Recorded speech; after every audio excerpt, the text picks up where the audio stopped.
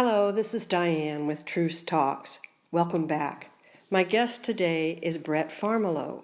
He runs a very successful search engine optimization company called Markitors, Markitors. And if you are looking for search engine optimization, digital PR support, any of these things, put that in the search engine in Google under SEO, and the first company that pops up is Markitors. One of the coolest things about his website, and I did it, when you get there, you can click on getting a free SEO audit. I did it for Truce, and it was absolutely fascinating. I hope you enjoy our conversation today, which focuses really far more on a book he wrote as a newly minted student from University of Arizona called Pursue the Passion. I fell in love with the book and I love our conversation. I hope you will as well. So Brett, we haven't talked in 7 years, which is kind of amazing. And we were just talking earlier, you were expecting your first child then, you got 3 now, you're at home with a beard in the pandemic. It's a good way to put it. That's a good rundown. Yeah, it's kind of cool. I've really enjoyed seeing everybody on TV, Seth Meyers, Kimmel, all these people, especially Trevor Noah, at home, not in a studio. Everybody's doing it this way. I think the world is going to change a bit. Well, And you have changed a lot. I have changed a lot, but I'm still in my 4-year-old daughter's bedroom here. So I don't know if I'm going to be here forever. I've talked to some people in some pretty strange places just trying to find a little quiet. Yep. Your specialty and your company, Markitors.com, Markitors.com. You're a digital marketing company, digital marketing. I kind of know what that is because that's not my role in the company anymore.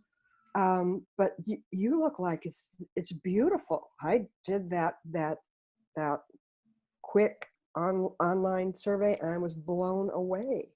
Yeah, no, it's fun. So just, I mean, if you want me to just talk briefly about it. So Yeah. Marketers, my background is I was a financial auditor. And so the tool that you're speaking with is an SEO audit tool, which basically just gives you a quick report and overview of how your site's performing for a target keyword that you want to rank for.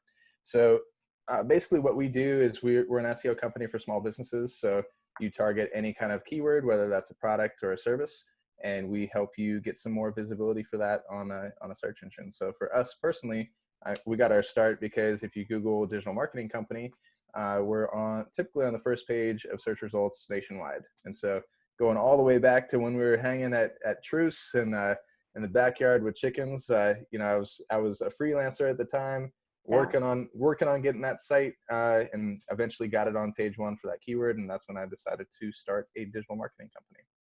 And you've got quite a significant staff going now. I was very impressed by your staff.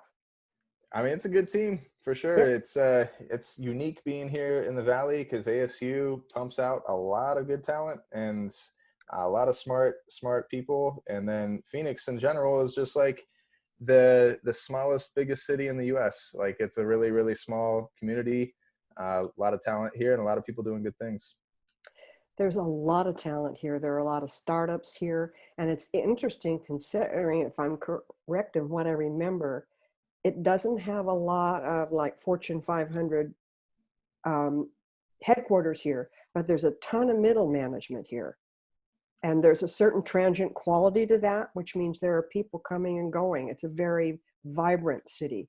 People, don't just come, although I came here to graduate school and I'm still here, go figure. But it's a pretty interesting place. Yeah. So you've had Markitors since what, about 2009, 2008? Yeah, so I started it as a freelancer maybe 2012. So quick side story that I don't tell often, but so basically I quit my job, had started a horrible idea, like a really, really bad idea to start a mobile app company that would sell mobile apps to minor league baseball teams, which was a horrible idea because I'm not a mobile app developer, so I had to rely on someone else. And minor league baseball teams is not a great target market. They don't have a lot of money. So that lasted about 6 months. I was actually here in this room maybe like 9 years ago and just had the thermostat on 82 degrees and just suffering and trying to make it work. It eventually didn't. And I was fortunate enough to get just a quick contract gig from a digital branding agency here in town. I actually helped Hugh Jackman launch a charitable coffee company when it was just me, him, his co-founder, and that was it. And then, flash forward maybe 5-6 years later, they got acquired by Keurig. And that was really cool to get a start with that. But that's kind of like the first time I got involved with an agency. And then after that contract was up, just by necessity, had to start my own thing. So that's kind of how it got started. And you're doing well. You're doing really well. Trying. Yeah. As But much as if this possible. pandemic wasn't going on. Yeah.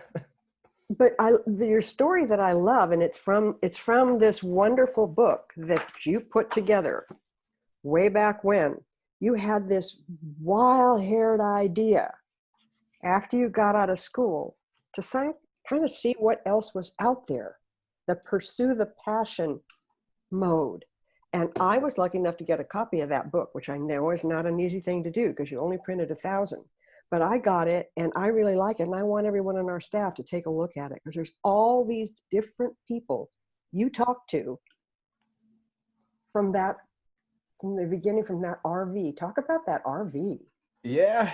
No, thanks for sharing that. And that's really, I mean, I'm amazed that you got the book. That's really cool. I loved it. Yeah. So just a quick story about that book. You mentioned 1,000 copies. That was probably one of the craziest things I've ever done, was printing 1,000 copies and then selling them all. So like, I don't know how I would track down a book today. Maybe Amazon's got a couple of copies here and there, but there's like, I always think about this, that there's 1,000 copies distributed somewhere. Yeah. And if I were to start a search, I would start my search in Duluth, Minnesota, where I unloaded like 250 copies at a keynote speech one time. So I don't know how that worked, but let me get back to the story. So backing things up, I was a senior at University of Arizona, majoring in accounting. I was probably around like November, December, doing all these on-campus interviews, and basically discovered two things.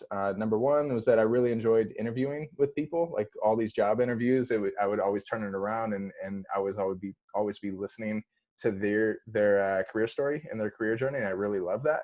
And then number two, in waiting in all these waiting rooms, talking with other candidates, I just realized that no one really knows what they're going to do after graduation. And it's like that, what should I do with my life question gets hit real quick. So started to research this a little bit, found a stat that really stuck with me and sticks with me today, which is that half the American workforce doesn't like what they do for a living, which is from Gallup. And so I was like, man, what are the people who are really enjoying their jobs doing that the rest of us aren't? And so really wanted to explore that. So came up with an idea to travel around the country, interview people about their career journeys, and document them on a website called. And this is how they traveled around. Yep. On the second time. So the first time we bought this RV off of Craigslist. And if you've seen Breaking Bad, I don't know if you have, but there's an RV in there that is the exact model that we drove in. Wow. So when we started the first tour, we interviewed Lute Olson, which is a Hall of Fame basketball coach down at U of A. We interviewed Carl Eller up in Phoenix, and started to go out to San Diego, and the RV just broke down. And so, and it continued to break down. It was a bad vehicle, but kind of like got the first journey going a little bit, and then started my job as an auditor. The website started to get some good traction, probably like 2-3 months in when I was an auditor. And that kind of just exposed me to the first time of search engine optimization and the power of that, of the power of content connecting with people and making good stuff happen in the offline world. And so really wanted to continue with that. So quit my job, got a corporate sponsor together, and did a second journey where we interviewed 300 people, went to 38 states, traveled 16,000 miles, and it was really, really cool thing. I hope you had a really good time while you were doing it, because you interviewed some very interesting people. I mean, yeah, it was a great time for sure. You know, I think one of the things that I noticed in this book, having now been in business, what are we into our 13th year? Congrats. An overnight success is 17 years. I always That's tell in your book. So myself I'm going, that. oh God, I've got a little time yet. I always tell myself that. I'm like, and maybe it's a really good thing to keep pushing during the pandemic. It's like, if you're 13 years in and I'm, what, nine years into this, I'm like 8 years away from being successful. Mm-hmm, mm-hmm. So you just gotta, there's something really to that, the longevity of a career journey and a business endeavor. The key to success in that is just to not quit and like to keep going, unless you're developing apps for minor league baseball teams. Well, and if you lose the passion, because Yeah, it's all about, that's one thing I learned from reading some of the interviews in here. It's a matter of passion. Do you really want to do this? And then you got to give it all you got until there's nothing left to give. But if you give it all you got and you got people around you doing the same thing, talk about some of the things you discovered about what does make people stick in that situation. With what company and why. What are some of the components of that? yeah. So there's a couple things. So in the book, there's a couple commonalities of what we found, in terms of people who were sticking at companies and things like that. The commonalities were significance, trust, and measurability, which really just kind of boils down to short-term wins of like, Mm-hmm. can I see my work making an impact? How am I measuring that impact? And am I trusted to do the job that I'm, here to do? And like that's pretty simple. Like when you look at it from an organizational perspective, how do you tap into the potential of people and get them on board with a mission or a vision and a company journey? So I think Yeah. that's probably what we took away. And I love what you said at the end about should have flagged the page. How does it all come together? One of the things you said that I just became outrageously proud of this. It said, if employers and managers trust their employees to do the job they were hired to do, empowerment, employees become much more entrepreneurial and take risks to solve problems. We have had the most amazing staff development. People just kind of come in. We don't tell people this is the job and you will be in this cubicle for the rest of your life. We just gave away all of our cubicles. Um, and they have done things that they just blown their minds, Yeah, I they mean, could. I had no reason not to let them do that. exactly. Yeah, I mean, you as a one individual, I mean, collectively, that's where the power is at, right? Like, Mm-hmm. I mean, and it's just then a matter of, can you set up the right environment and have the right principles in place to facilitate the creativity that you want to see happen? Yeah, yeah. And you see a lot of businesses come and go, and then you and I are still here. We're still doing it. Yeah, knock on wood. Yeah, yeah. And so going forward, I wish you a copy of this book. I'm not giving you mine. I'm not surrendering it. I really, really like this book. I want everybody to read it. That's great. Um, yeah, I really do. And you've given all these speeches across the country about this book, and you've sold roughly 1,000 copies of it. I Not don't bad. have any. I don't have any more. So yeah, I think that, yeah, thousands of good effort. Have you ever considered going back through it and putting out maybe another edition two? Because your information is just as applicable and important today as it ever was. And I bet with the right publisher, you could pull it off again. You know what, Diann? You're giving me some inspiration here. So here's the deal. I'll tell you a quick story of how this has got to live on that I'm just dragging my feet on, which is pursuethepassion.com. So originally, Yeah. all of the interviews and all of the insight lived there, and we had some good videos, and it was all good.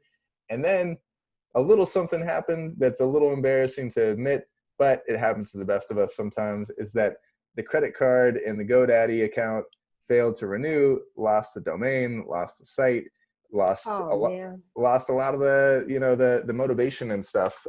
So that was probably like maybe it was gone for like 3 years, and I was always trying to get it back. People were always trying to sell it to me, knowing that I was like the only buyer. And then eventually the demand kind of faded for it. I got it back. I had to pay, I don't know, like $1,000, $2,000 for it or something like that.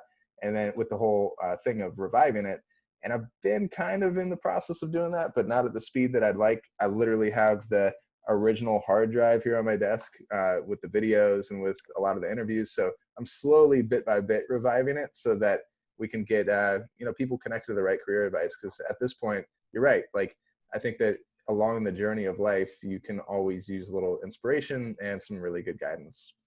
You always can. It never goes, you can't be alone in what you're doing. But maybe you could make this into an ebook, because I'm analog. I like having a book. I don't live online like your generation does. I don't live there.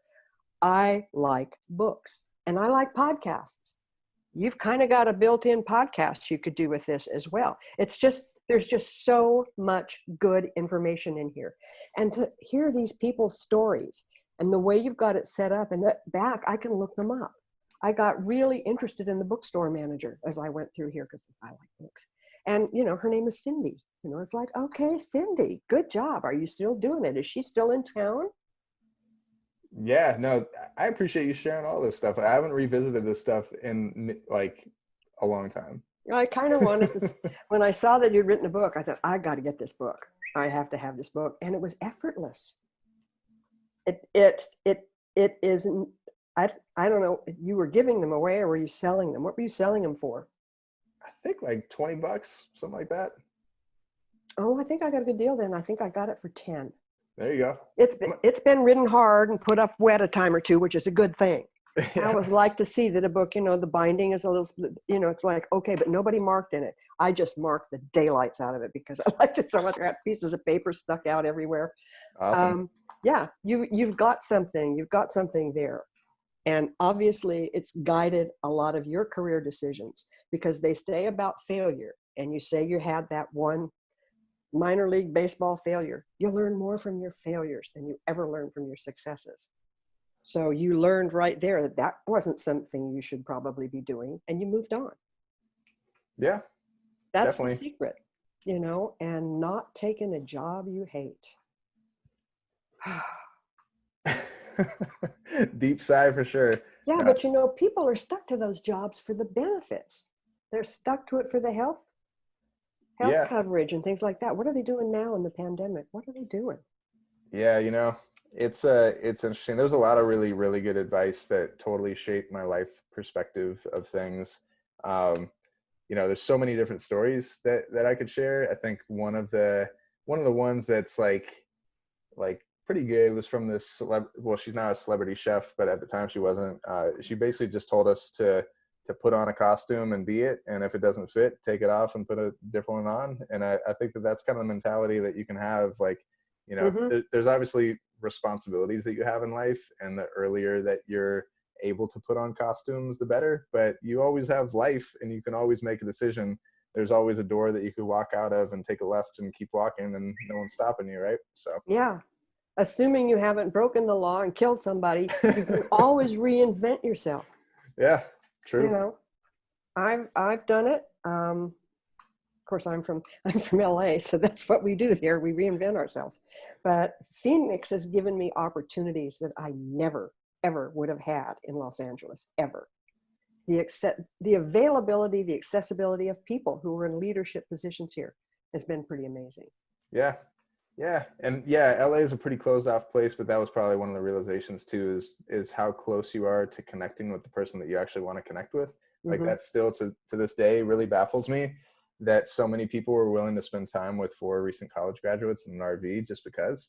Like, so as long as you are persistent and have a good reason for connecting, like you're not there to sell somebody on something, people are really willing to help, like, especially right now, as we kind of go through this. If you're like going through a situation or whatever, you can connect with whoever the heck you want. And people, for the most part, are willing to at least listen to your pitch and make a decision on whether or not to spend some time with you.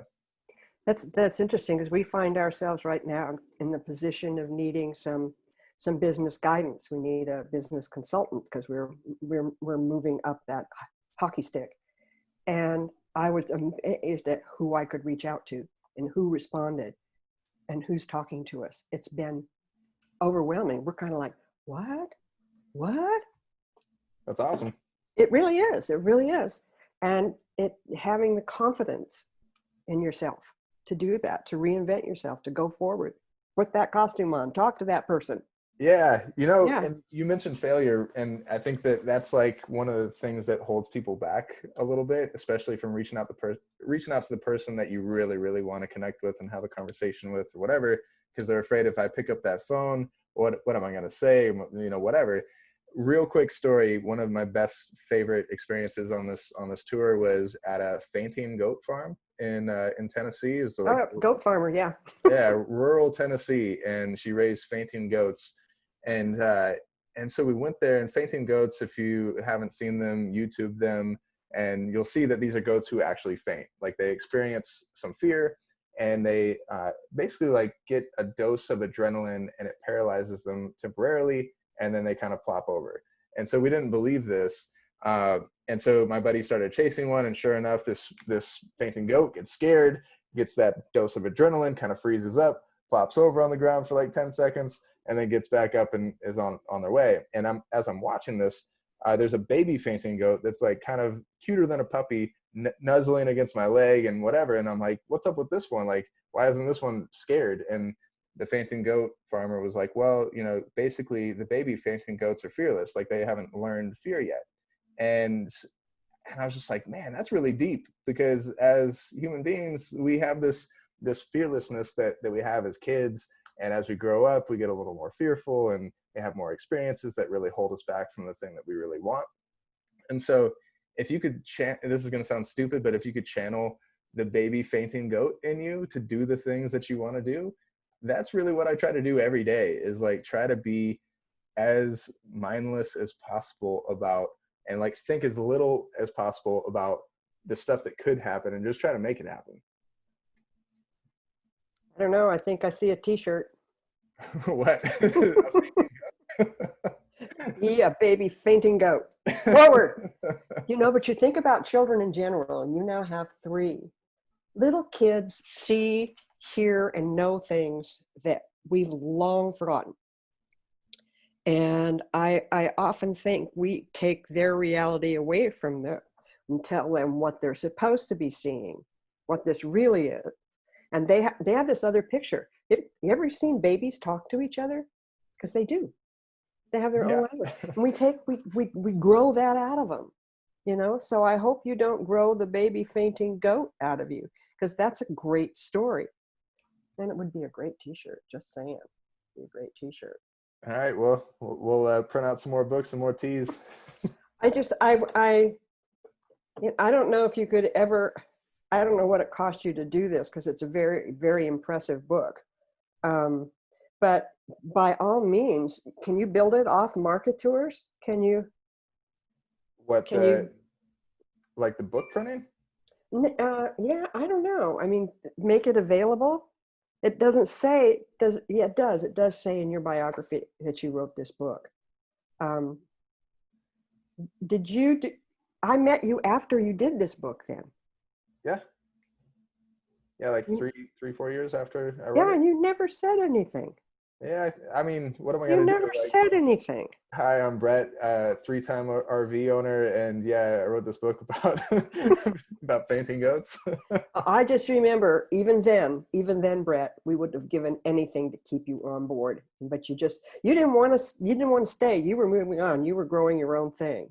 I had some fun with Truce, man. We gave away, I think, a year's supply of dog shampoo at one point through a Facebook ad, and yeah, I mean, you got like, that was a fun team. You and Adam and the chickens. Yep, that was pretty much. Which I now have chickens. Do you? Yeah.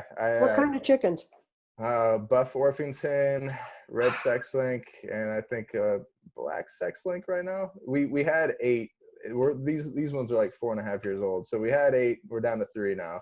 So those are the 3 that are remaining. What did you lose them to? Heat. Really? It's like a full-time job keeping these chickens cool. We're out there giving them ice blocks all the time, and frozen watermelon. Yeah, no, we're freezing everything. Okay. Strawberries, frozen peas, like everything. Yeah, our coop is tucked into the oleander back there, and we were worried at first, but they said, don't worry about it. It doesn't harm chickens. They're good to go. And I've got 1 Buff Orpington left. I had 3 at one point. they're lovely. They're Yeah, lovely.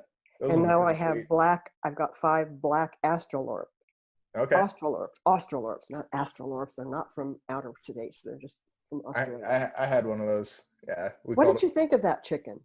Well, her name was Big Black, and Hmm. she was a good chicken. Yeah, she was like probably one of the more solid ones. She was the one that just passed like a week ago. I got them because they're supposed to be fantastic layers, which I haven't necessarily found to be the case because I can never find their eggs. They will Oh not go dang. into the coop to lay. They lay all over the place, and it's always an adventure. But yeah, I remember us sitting around. I remember your focus then was on um, SEO, site Search engine optimization. search engine. Yes, yeah, I know it. I know SEO, and I'm just uh, thrilled at how you've grown and what's going on. So Thanks. what in the pipeline for Markitors and for you? Yeah, I mean, right now, like quite honestly, because we are just 100% focused on small businesses, it's been a rough year for sure because it's been a rough year for so many different small businesses that are out there. So for us, I mean, it's just like rebounding. So what we really try to do immediately was refocus a lot of our own strategy and efforts on our own website. So once we lost a lot of clients, we just refocused a lot of that work into marketers.com. And so we're hoping that as a result of that, we're going to be in a better long-term position because Mhm. we're going to have more visibility for more keywords. We're going to have more inbound traffic, more prospective businesses to work with. So really just trying to position ourselves, better for the future because from a today standpoint, I've never seen small businesses so hesitant to commit to anything. So yeah, I've kind of like gave up on getting new business now and kind of just focus on the future. Why do you think that is about small businesses? Is it just because of the pandemic? Um, Yeah, no, hmm, people okay, people are rattled. Yeah, and they're then scared. They're really yeah, scared. for sure the confidence level, and then finances. They're not sure when it's going to come back. So, you know, I think that small businesses are really smart. Like they're pretty conservative and at the same time pretty aggressive. So most CEOs that I've talked with have this sense of offense and defense where Hmm. they might be a little aggressive, but then they have to get conservative and check what's going on. Yeah. So yeah, I mean, it's 2020 is just an hour by hour, day by day type of management challenge and leadership challenge. It's been challenging for us in that everybody's remote right now. We have a big warehouse space and a warehouse manager and somebody doing shipping, but the rest of the team is working remotely, and we're finding that it works really well. You Yeah, know? it worked so well for us that we actually leased our space for 2020. So we had an office space, and then probably a month or two in, I was like, "Hey, this is working really well," and I also Hmm. don't know how long this is going to go down. So we put our office up for rent. We got it leased, and we're rent free for the rest of 2020. And then looking at 2021, I think we'll probably be 80% remote, 20% maybe in person Hmm. at like a shared space. But yeah, it's a big shift in commercial real estate for sure. Well, the space that we're in is run by the parent company is called Mac 6. Yeah, And do you know Mac 6? yeah, Tempe Chambers out there, and Yeah, yeah, yeah. And yep, that's in the traditional more office shared space thing. They've had the small business di- dissolve on them as well. So there's a lot of space there. So if you ever need an in on that, let me know. yeah, Because it might work out well for you because they're pretty flexible with regards of what they're doing. And I've been very impressed. that'd They actually be really, pretty awesome. Yeah, yeah, that'd be a fun intro. it would be because it's in Tempe and you'd be close to us. And oh, gee, we could talk to you very frequently. Nice. No, that's great to hear that you guys are doing so well. Got the hockey stick going, and Yeah. yeah, we still use Truce. I mean, around here we got the kids, got the dog, got the chickens. Gotta stay true. You got to stay clean. And you can use the all-purpose in the chicken coop. You can spray the flies with it if the flies get out of control. The oil gets on their wings. They can't fly. The chickens love it. Huh. And Pro there's tip. nothing in that that's going Pro to hurt the tip right chickens. there. I like it. Always in the garden. Always in the garden. How can we do this? Yeah, chickens. But I would love to have a goat. I really would love to have a goat. But Me too. yeah, there's a certain scent to a goat that I have a little trouble with. You know, I don't like goat cheese. I don't like goat milk, and they have that sort of smell about them. So that's a problem. Yeah. So how do you feel about the kids going back to school? Oh yeah, that's been a topic. That's been a topic Yeah. and a half. Yeah. Yeah, no, I don't think that that's going to happen. Like from a back to school standpoint, I mean, they'll be remote, but that's about it. Mm-hmm. They'll be safe. Yeah, like if we're working at home, why are we going to send our kids to school? Yeah, exactly. So we're all just trying to get through this, and we will get through it. And on the other side, I have no idea what it's going to be, but already we're seeing some amazing changes, like you leasing out your space, you're finding out. And I read the other day that oceanographers, because all the shipping lanes are far diminished, they can study the whale songs again. Little things like that, are pretty wonderful. It's like, oh, how nice.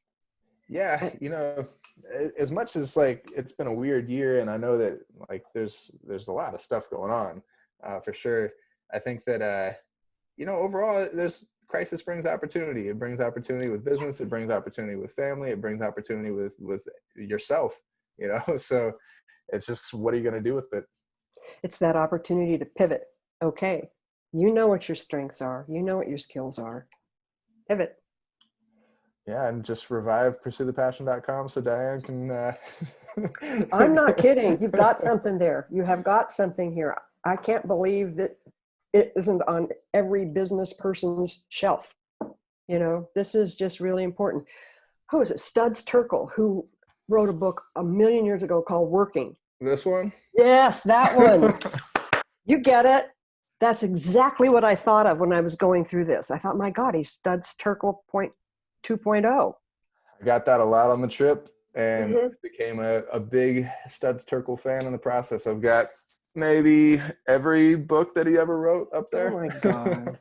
I'm so glad to have connected with you again, Brett. I'm really, really delighted. Yeah, no, it's been a pleasure. It's great seeing I have you. one more question for you. All right. One more final question.